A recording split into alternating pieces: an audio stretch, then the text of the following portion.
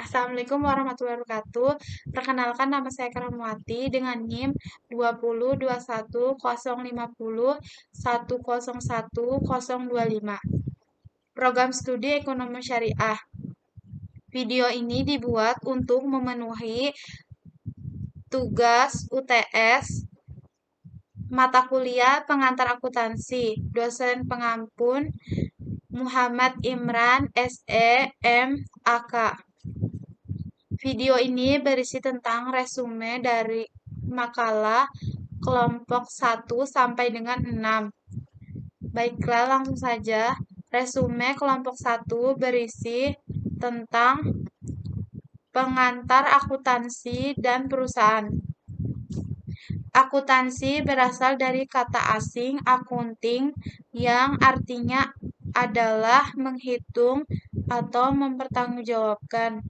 Akuntansi digunakan hampir di seluruh kegiatan bisnis di dunia untuk mengambil keputusan, sehingga disebut sebagai bahasa bisnis. Akuntansi menurut Bahri adalah seni pencatatan, penggolongan, pengikhtisaran, dan pelaporan atas suatu transaksi dengan sedemikian rupa sistematisnya dari segi isi dengan berdasarkan standar yang diakui umum. Prinsip-prinsip akuntansi. Prinsip-prinsip akuntansi menurut Bahri antara lain 1.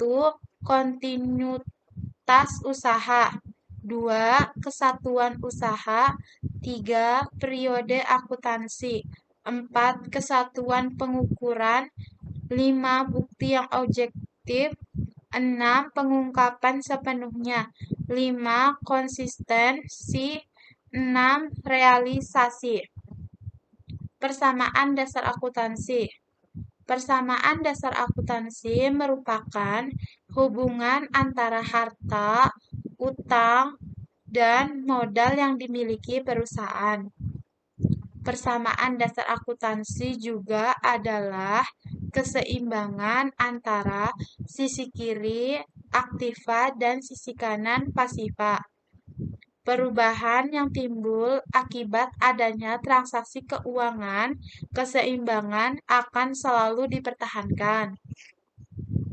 Unsur-unsur persamaan dasar akuntansi adalah sebagai berikut. 1. Aset atau aktiva. 2. Liabilitas atau kewajiban.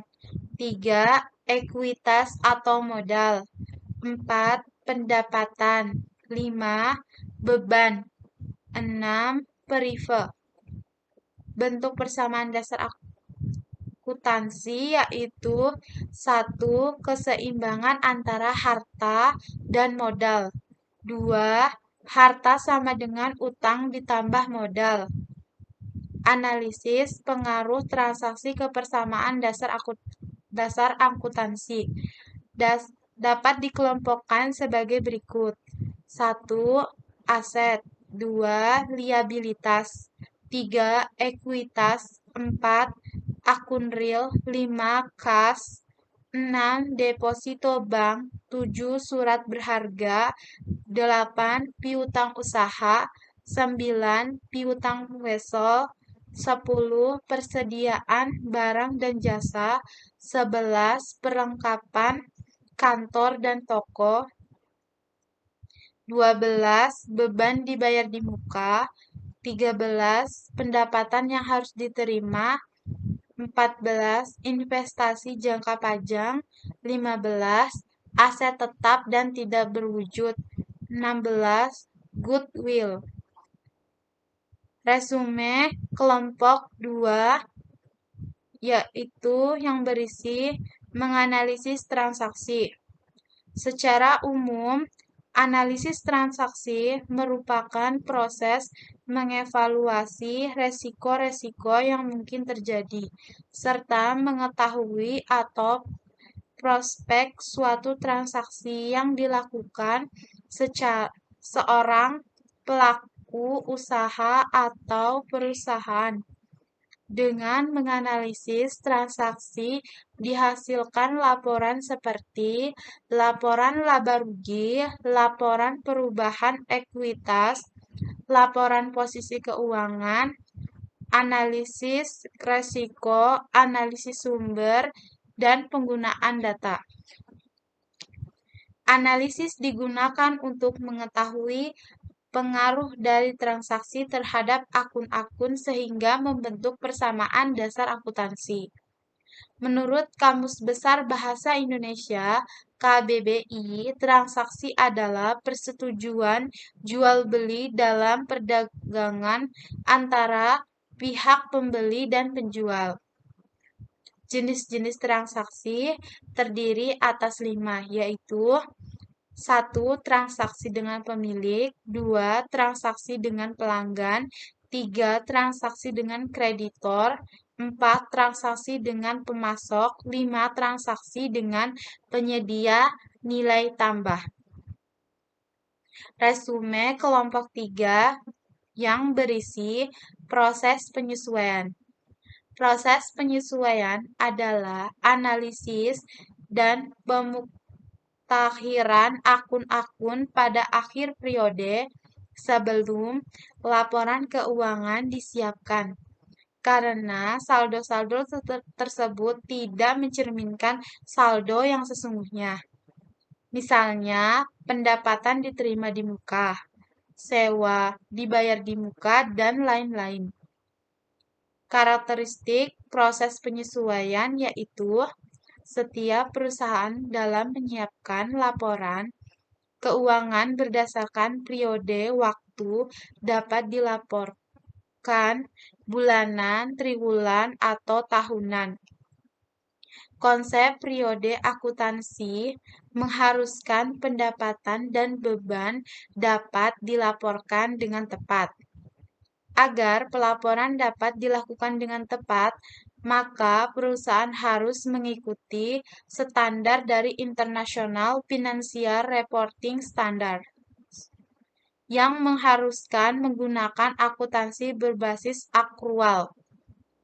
Fungsi jurnal penyesuaian yaitu 1.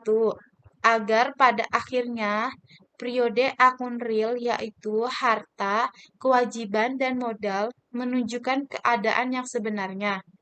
2. Setiap perkiraan saldo real, khususnya perkiraan harta dan kewajiban menunjukkan jumlah sebenarnya. 3.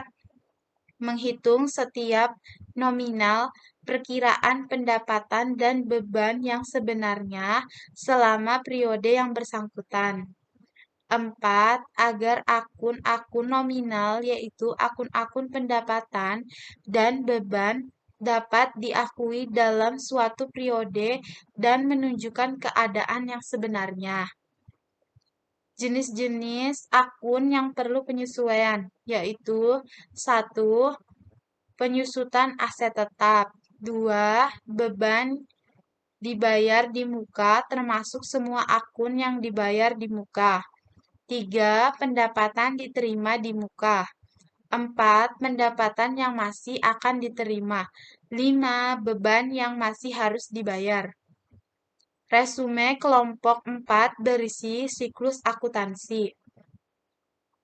Siklus akuntansi adalah suatu proses pembuatan laporan keuangan perusahaan untuk suatu periode tertentu. Dimulai dengan terjadinya transaksi yang dicatat dan dikumpulkan secara sistematis. Bukti-bukti asli yang dapat mendukung setiap terjadinya transaksi antara lain A. Kuitasi, B. Faktor penjual dan pembeli, C. Bukti-bukti lain, misalnya nota dari bank, serta bukti-bukti pengiriman atau penerimaan barang. Transaksi dicatat pertama kali yang disebut buku harian atau jurnal. Jurnal adalah suatu catatan kronologis dari transaksi entitas. Jurnal memberikan informasi berikut seperti tanggal, nama perkiraan, kolom debit, kolom kredit, buku jurnal atau ledger untuk memudahkan informasi yang akan diberikan pada pihak yang memerlukannya, terutama pimpinan perusahaan. Maka perkiraan yang sudah dihimpun di dalam buku tersebut harus dipisahkan atau digolongkan menurut jenisnya. Perkiraan buku besar menampilkan tanggal, kolom item, kolom debit, berisi juga yang didebit, dan kolom kredit berisi jumlah yang dikredit. Neraca saldo adalah suatu daftar dari saldo perkiraan dan karenanya menunjukkan apakah total debit sama dengan total kredit. Jurnal penyesuaian akan membuat pengukuran laba periode tertentu lebih akurat dan memperbarui perkiraan aktiva dan kewajiban sehingga memiliki nilai sisa yang tepat bagi laporan keuangan. Perkiraan yang memerlukan penyesuaian antara lain: 1. Biaya yang masih harus dibayar. 2. Pendapatan yang masih harus diterima. 3. Biaya yang dibayar lebih dahulu. 4. Pendapatan yang diterima lebih dahulu. 5. Penyusutan bangunan mesin dan lain-lain. 6. Pemakaian perlengkapan. 7. Kemungkinan piutang tidak dapat tertagih. 8. Persediaan barang dagangan. Laporan keuangan adalah nama perusahaan, nama laporan, tanggal atau periode yang dicangkup laporan, rangka laporan, dan lain-lain. Jurnal penutup ialah ayat jurnal yang memudahkan nilai sisa, pendapatan, beban, dan pengambilan pribadi dari masing-masing perkiraan ke dalam perkiraan modal. Siklus akuntansi akan berakhir dengan neraca saldo setelah penutup. Neraca saldo setelah penutup adalah pengujian terakhir mengenai ketetapan penjumlahan dan pemindahan buku ayat jurnal, penyesuaian, dan penutup. Resume kelompok 5, akuntansi yang berisi akuntansi perusahaan dagang. Perusahaan dagang merupakan perusahaan yang membeli barang dari pemasok, kemudian menjual kembali kepada pelanggan tanpa diproses terlebih dahulu atau mengubah bentuknya, serta tanpa memberikan nilai tambah terhadapnya. Secara garis besar, siklus kegiatan dalam perusahaan dagang meliputi pembelian, pembayaran, penjualan, dan penerimaan kas terlepas seperti apa kegiatan perusahaan dagang tetap memerlukan akuntansi dan pencatatan transaksinya. Perusahaan dagang dapat dibedakan menjadi dua, yaitu pedagang besar atau grosir dan pedagang kecil atau pedagang eceran. Barang-barang yang dijual dapat berupa kebutuhan rumah tangga, industri, hiburan, contohnya seperti musik, pertanian, dan sebagainya. Dua ciri utama yang dapat dilihat dari perusahaan dagang yang pertama yaitu usaha yang dilakukan adalah perusahaan dagang melakukan pembelian barang dagang dan menjualnya kembali tanpa terlebih dahulu mengolah barang tersebut. Yang kedua, kegiatan akuntansinya, yang dimana perusahaan dagang menggunakan akuntansi persediaan barang dagang, di mana terdapat perhitungan harga pokok penjualan dan laporan laba rugi dapat menggunakan step dan multiple step. Transaksi yang umum digunakan pada perusahaan dagang meliputi 1. Pembelian barang secara kredit, 2. Pembelian barang secara tunai, 3. Retur barang dagangan, 4. Menerima potongan pembelian, 5. Membayar atau menerima perhitungan biaya angkut pembelian, 6. Menjual barang secara kredit dan tunai, 7. Menerima kembali barang dagang yang sudah dijual, 8. Memberikan potongan penjualan. Perusahaan dagang terbagi menjadi dua, yaitu perusahaan dagang berdasarkan produk yang diberdayakan dan perusahaan dagang berdasarkan jenis konsumsinya. Perusahaan dagang berdasarkan produk yang diberdayakan dibagi menjadi dua, yaitu 1. Perusahaan barang baku. Contoh, perusahaan dagang yang menjual kain dan benang. 2. Perusahaan barang jadi. Contoh, perusahaan dagang yang menjual buku, kalkulator, handphone, dan lain sebagainya. Perusahaan dagang berdasarkan jenis konsumsinya dibagi menjadi 3. Yang pertama yaitu perusahaan dagang besar, contohnya pedagang grosir. Yang kedua yaitu perusahaan dagang perantara, contohnya yaitu pedagang subgrosir.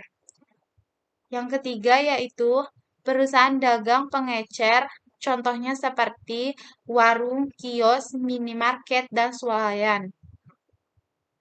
Siklus akuntansi perusahaan dagang. Siklus perusahaan dagang adalah proses pembuatan laporan keuangan pada sebuah perusahaan dagang dalam periode tertentu.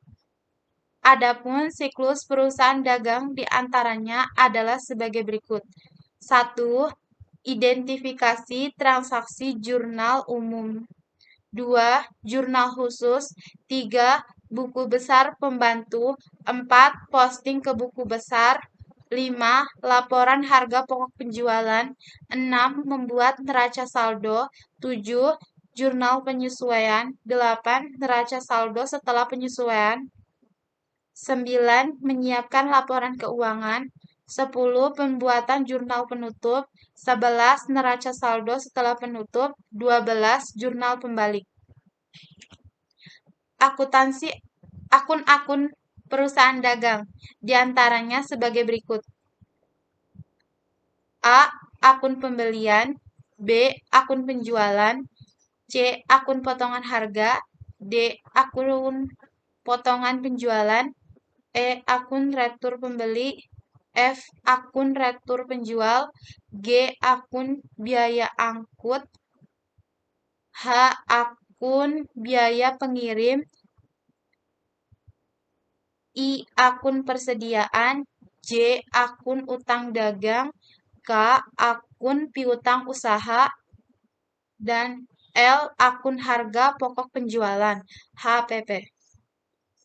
Resume kelompok 6 yang berisi materi tentang persediaan. Persediaan adalah barang yang dimiliki untuk dijual kembali atau digunakan untuk memproduksi barang-barang yang akan dijual. Tujuan dari persediaan yaitu A. Menghilangkan pengaruh ketidakpastian. B. Memberi waktu luang untuk pengolah produksi dan pembelian. C. Untuk mengantisipasi perubahan pada permintaan dan penawaran. Menurut Ikatan Akuntansi Indonesia dalam buku standar akuntansi keuangan, 1. Tersedia untuk dijual dalam kegiatan operasi normal. 2. Dalam proses produksi dalam kegiatan usaha normal. 3. Dalam bentuk bahan atau perlengkapan untuk digunakan proses produksi atau pemberian jasa. Jenis-jenis persediaan. 1. Persediaan menurut fungsinya. 2. Persediaan menurut caranya.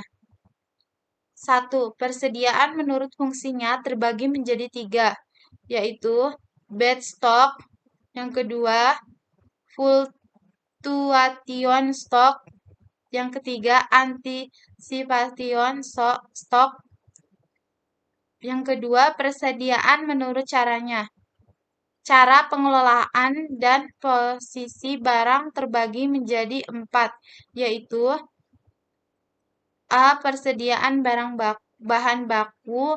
B. Persediaan bagian produksi atau parts yang dibeli. C. Persediaan bahan-bahan pembantu atau bahan-bahan pelengkap. D. Persediaan barang setengah jadi atau barang dalam proses. Menurut Dolber et al., ada beberapa klasifikasi manajemen persediaan yang digunakan perusahaan, antara lain A. Inventory produksi. B. Inventory MRO. C. Inventory in process. D. Inventory finished goods. Alasan utama memiliki persediaan: 1. Untuk menyeimbangkan biaya pemesanan atau persiapan dan biaya penyimpanan. 2. Untuk memenuhi permintaan pelanggan. 3. Untuk menghindari penutupan fasilitas manufaktur. 4. Untuk menyanggah proses produksi yang tidak dapat diandalkan. 5. Untuk memanfaatkan diskon. 6. Untuk menghadapi kenaikan harga di masa yang akan datang. Hal-hal yang dipertimbangkan dalam persediaan: 1. Struktur biaya persediaan. 2. Penentuan berapa besar dan kapan pemesanan harus dilakukan. Struktur biaya persediaan dibagi menjadi 5. Yang pertama yaitu biaya per unit. Kedua, biaya penyiapan pesanan. Yang ketiga, biaya pengeluaran persediaan. Yang keempat, biaya kerusakan dan kehilangan. Yang kelima, biaya akibat kehabisan persediaan. Metode manajemen persediaan. 1. Metode EOQ. 2. Metode sistem pemeriksaan terus-menerus. 3. Metode sistem pemeriksaan periodik. 4. Metode hibrid metode ABC. Pengukuran nilai persediaan. Untuk mengukur nilai persediaan pada perusahaan dapat disajikan dalam pengukuran sebagai berikut. 1. Biaya perolehan apabila diperoleh dengan pembelian. 2. Biaya standar apabila diperoleh dengan memproduksi sendiri. 3. Nilai wajar apabila diperoleh dengan cara lainnya seperti donasi atau rampas harga atau nilai wajar persediaan. Akuntansi pemerintahan dalam mencatat pengadaan persediaan menggunakan metode fisik, financial method, atau metode periodical method. Artinya, persediaan yang diperoleh atau diadakan dicatat sebagai belanja yang merupakan komponen akun nominal atau temporal. Itulah tadi resume dari kelompok 1 sampai dengan kelompok 6. Dan saya akhiri, wassalamualaikum warahmatullahi wabarakatuh.